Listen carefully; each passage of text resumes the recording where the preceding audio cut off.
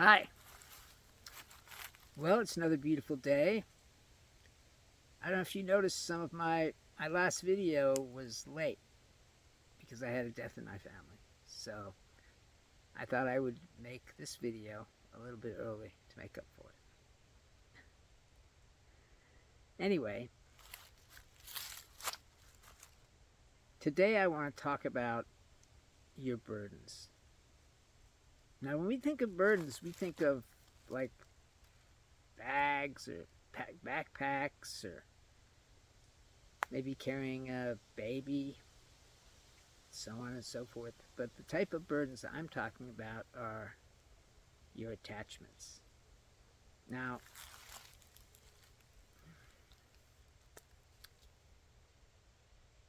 the reason your attachments are burdens is because you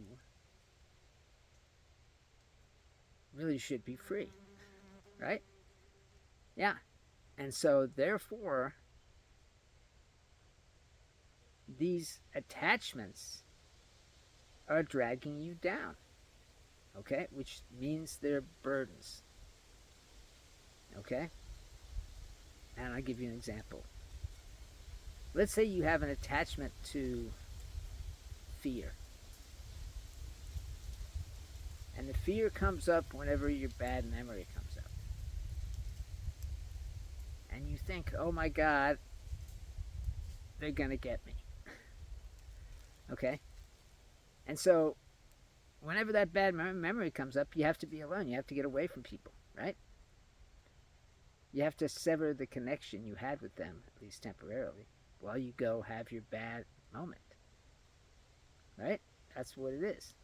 So, or let's say you have an attachment to a car or a house or any physical thing. Okay, and we all to some extent have attachments to that. Those things are meaningless. I know it's easy for me to say that. I have a car, I have a house, but they are meaningless because they just don't matter. We have this attachment to comfort, and part of that attachment is our attachment to our house, our attachment to the comfortable seat in our car. Okay? And so this attachment is holding us to keeping that house, keeping that car, which means we have to make the payments, which means we have to work hard, which means there's no time for play. Okay? And play is really what life is supposed to be. Remember when you were a kid? And you were playing? Maybe, I don't know how old you are, but let's say it was the 70s and there wasn't anything like video games or anything like that. And you played outdoors. You played all sorts of things. Army. Okay? Or you pretended you were a dancer. Or you pretended you were a race car driver. That is play. And play is really the most important part of life. And these attachments drag us down so that we forget about play. The universe is a dance. And you are a dancer in it. But if you are held down by these things, like real things, then you can't be free to dance. I know this is hard to understand, so I'll just keep going and telling you about different attachments and how they're harming you. The reason I say these things are burdens, because they are burdensome. Really, you want to get rid of them. But another part of you is like, we have to keep them. And that part of you is the ego, which wants to be big. And those attachments Help it be big. Your house, your car, your family. That's what it is. So, therefore, it becomes a burden. And let's say you lose your job, and your house, and your car, and your family. And now you're homeless on the street. You don't have time for play. You have to survive. Right? And that's what you have to do. But whether you're on the street or in a house just doesn't matter. I know you think it matters because you think that you are a single solitary person. Maybe you're married, I don't know. But you think you're solitary. You think that you're not connected to anything. Okay? That's what you think because that's what you've been taught to think by tons of people. Okay? It's you against the world. Or it's you and me against the world, right? I mean, that's what it is. And so this, once again, is another attachment. It's an illusion, the illusion of separation. But you attach the illusion to you. You make it part of you. I'm an individual. Right? And it's me first. That's why there are people starving in this country, while other people have way more money than they know what to do with. Or maybe they do know what to do with it, but the point is, they're not doing anything with it to help the starving. That's just the way that is.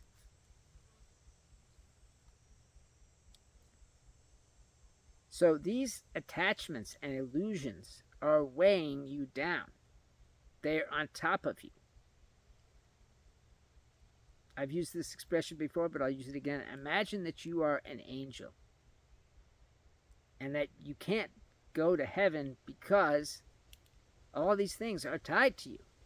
And you're trying to flap your wings, but it just won't work. And you look down and it's all your stuff. And it's a burden. If you're in the water and you're sinking and you think I'm going to drown, and you look down and there's all your stuff again. And we have to release these burdens. Just like at the end of the day, you put down your burden of work. Okay? And sit and stare in front at the TV for 6 hours and then you go to bed. I mean, that's what everybody does.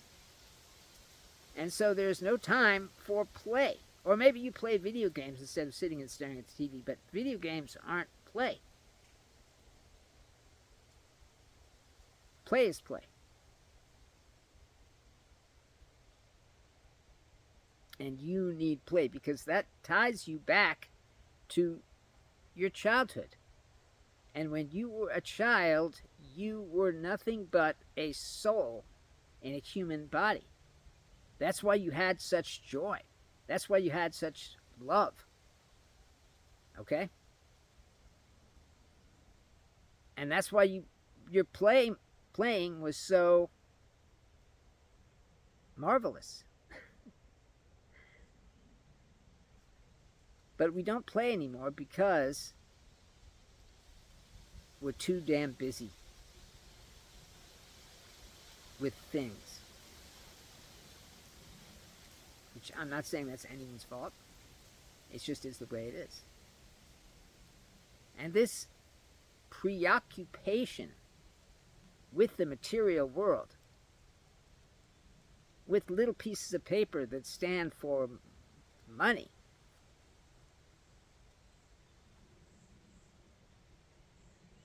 is your main value. Okay, yeah, you love your kids, you love your wife, but the thing you value highest most is your money. I mean, people kill themselves when they lose their money, don't they? Yeah, they do. Okay? They don't kill themselves when they lose their wife or their family. They just go on. So money is what we value the most because we had to work hard to get it. Or maybe because our dad had to work hard to get it.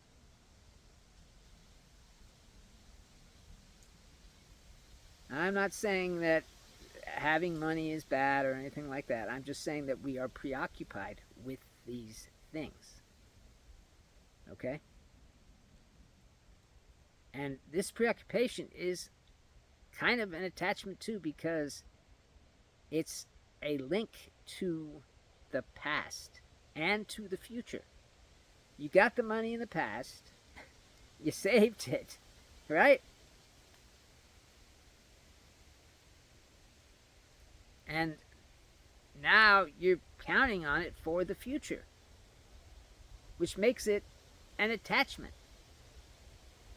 And all these attachments are like a burden. Not to mention the attachments of your thoughts, like political thoughts. If you choose to be a Democrat or a Republican or whatever it is, then you're choosing to attach yourself to the ideas of either party, okay?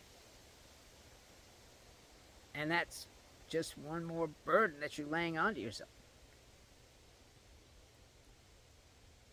And all of this causes stress, okay? Which really is something you don't want to have.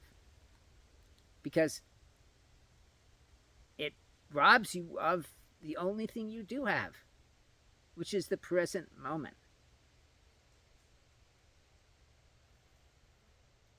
Now, I know it's hard to let go of things. It's hard to let go of these things, okay? But if you can just see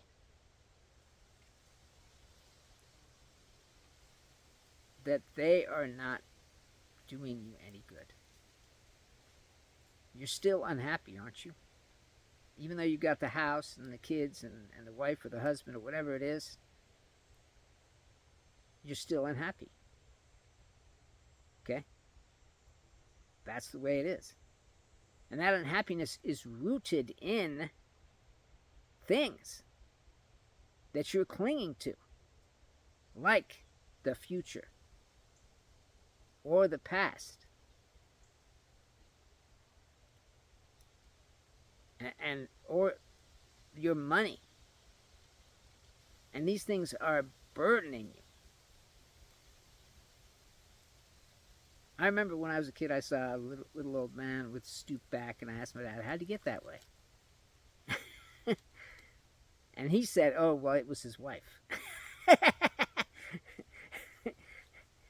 But anyway, it's because of the stress, the enormous stress that we put upon ourselves because we think the only thing that matters is having money for the future, having a life in the future, which requires money. And that is a burden because when the future comes, it's not going to be what you think. Okay? And then you're going to have suffering because the world is constantly changing. The stocks go up, the stocks go down. That's just the way it is. And if we try to hold on to what we think we have, which, by the way, we don't have it, because everything is ephemeral. Everything is ephemeral, okay? Including money and stocks and bonds. And one tip of the scale, and you're broke. That can happen. It's happened before. That's why people threw themselves off buildings in 1929. But there is a way out of that, and that way is the way, which is awakening. And the reason I say the way is because it is the only path we have to freedom. There is no other path. That's just the way it is. So in order to get there, You have to start by letting things go. Okay? Not being upset if we don't get what we want. So we have these models in our brains, and and they show us the way the world should be. And when it's not that way, then we get upset. We get unhappy. And you can plan for something your whole life and then it won't happen. That happens. Okay? Which means there's no point in doing any of that. That is another trap.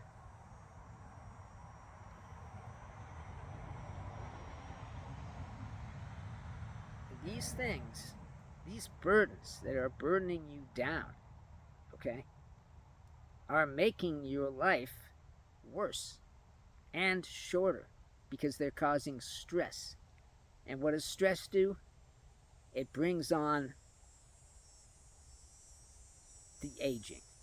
Stress causes epinephrine, or I guess it's called adrenaline, to run through your system. Yeah, it does. Which only makes the stress worse because our bodies think that something's wrong and they think, oh, we have to give him some adrenaline so he can withstand whatever this wrong thing is. Our bodies don't know that it's just in our heads. Okay? Well, of course, our bodies think the whole world is in our heads, so. But that's neither here nor there. What I want to get across here is that you can give up. Just give up. I know it's hard, but you just have to let it go. I've told you before that you are a soul. You are a soul. That's the way it is. Okay? And as such, you do not need anything. Because everything that you could possibly want or need is being given to you.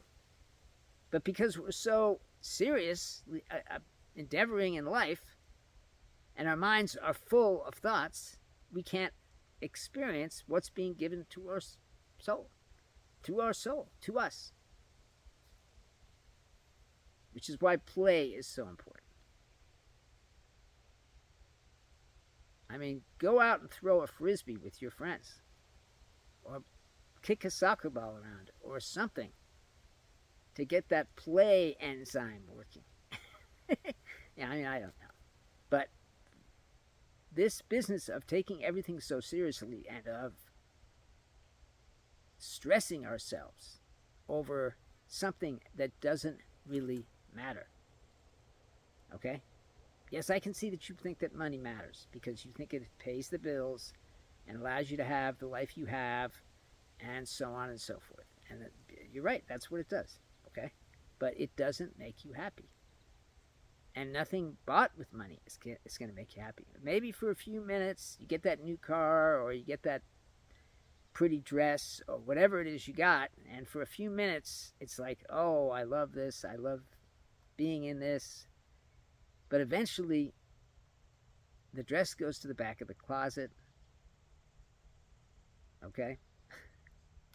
And you forget about it until maybe a year or two later you're rooting around back there. Oh my God, look at this dress, I completely forgot about it. So pretty. And the car eventually wears out and has to be replaced. Okay? So it's like trying to grasp water. Have you ever just held out your hands to try and catch some water? Obviously you have. But you know what? It leaks out. And that's what life is. Okay? And you're letting it leak out through your fingers because you're not playing. You're not using the life for what it was meant for. And so the life is slowly trickling out between your fingers. And the same thing is true with everything else.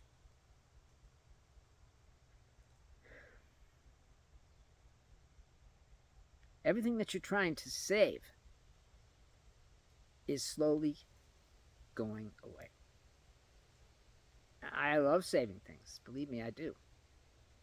I think we should save the rainforest. I think we should save the panda, the whales, everything else. Okay? But trying to save things for a supposed future that may not even come. Because when it does come, it will be the now. And if you're not in the now, then you're caught between the past and the future. I can't convince you that your life needs awakening, because I don't know your life. I don't know really anything about you. But I do know that you're not happy. Regardless of the momentary moments of joy and happiness that you experience, there's an undercurrent of unhappiness. And that is why you are grasping at things like gambling, drugs, because these things bring you momentary happiness, and it fills the hole, kind of, that you have where God left. But nothing can fill that hole. All the gambling, all the drugs, all the rock and roll, all the money, the fame, the power, it's not going to do it. Because the only thing that can fill that hole is God, and He is right here with you, just waiting for you to recognize Him, or her, or it. Because He is with your soul, because your soul is part of Him.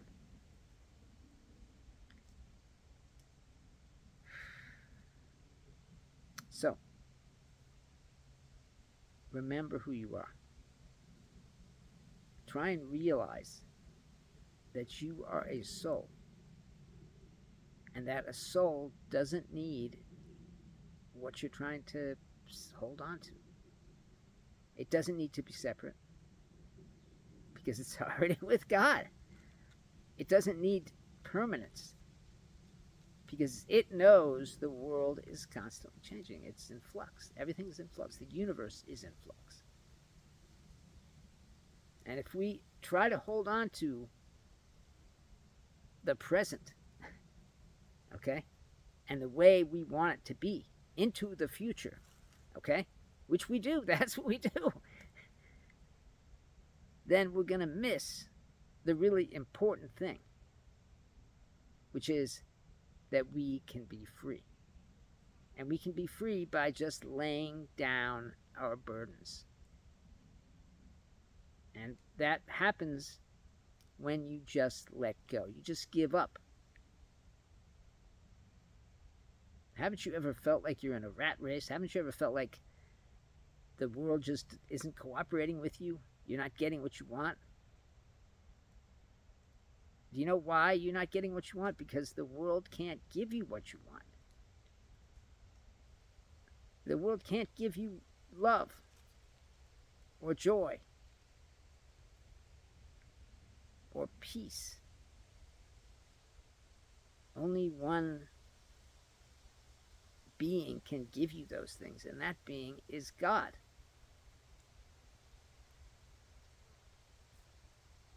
I know it's hard to imagine that that's the case. Maybe you think I'm, totally wrong about that, and that's fine. Okay? But I have felt God. I have seen His light. Okay? And that gives me the conviction to know that this is what is available to you. But you have to let go of this world, because that's kind of an attachment to the world that you're clinging onto, which is the world in which money is necessary and things. Obviously, you have to have things because you're a person, okay? But that's not all you are, because you are a soul. But just collecting is what we do. We collect, okay? We feel love and we want to collect that person. That's what we do. We collect people, okay? And we collect things. And we're doing that because we are afraid. We're afraid that the love that we feel for our wife or kids isn't going to be there.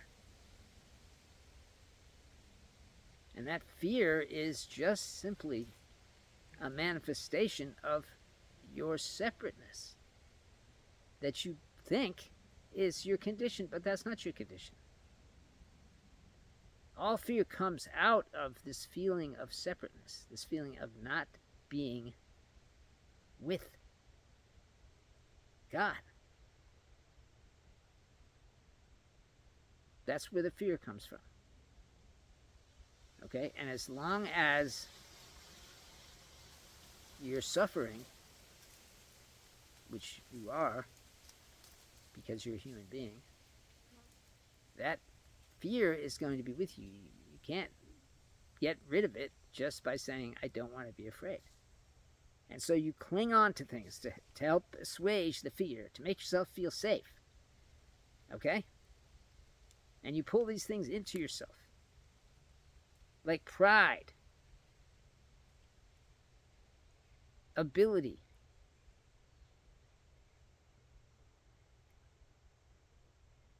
talent.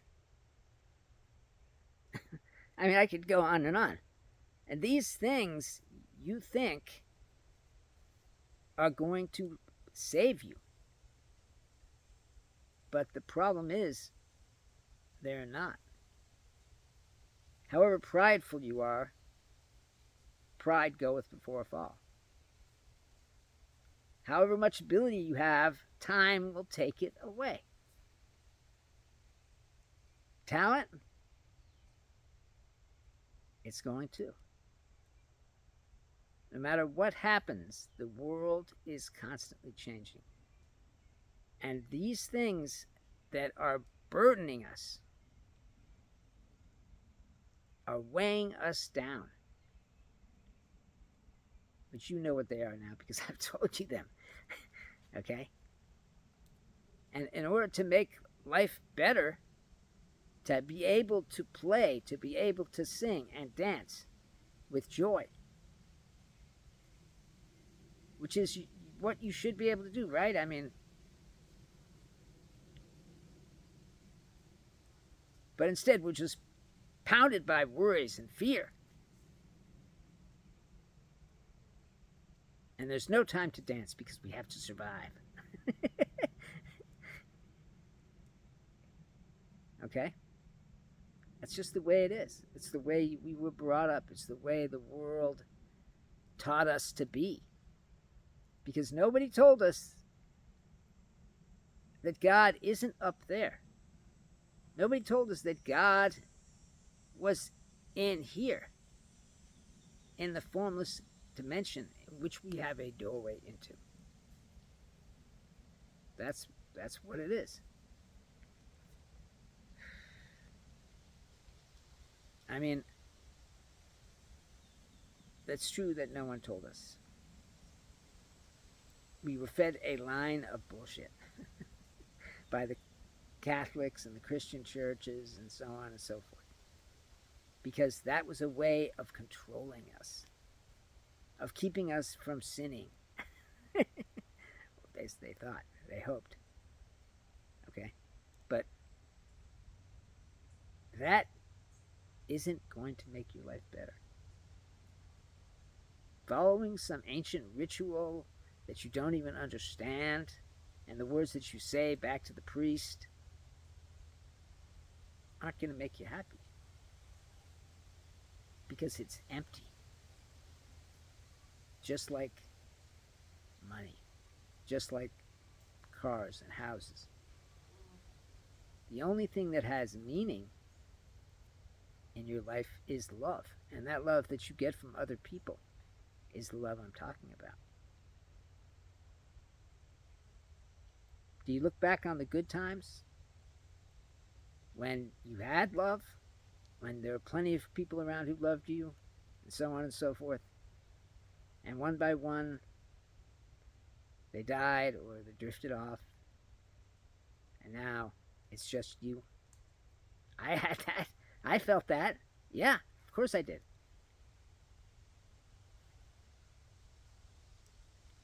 But God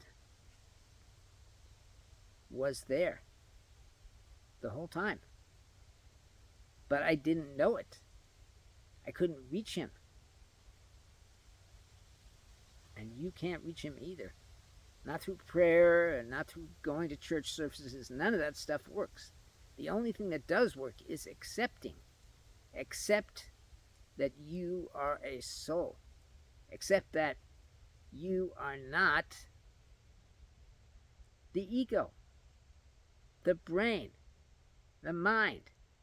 That is not who you are. You are listening to the ego. You're listening to the mind. But the decisions are being made without you.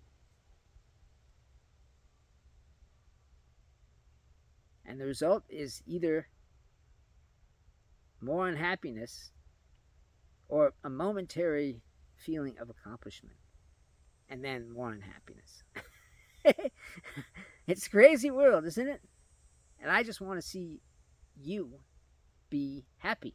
That's it. All right, well, I guess that's enough out of this video. I love you all because you're me. And that's all there is to it. When I see you, I see me. I see the soul that's in you and the soul that's in me are one. There's no difference between us. There's no difference between the trees behind me and me. They're all me. I am part of, integral part of my environment, and so are you. But you don't know it because you've been taught that the environment is something to fight. Anyway, I love you all. I want you all to have a great life. So please remember who you are. And if you can and have questions, please comment. I'll be happy to answer them in the comments or in a video. Have a great life and a great day.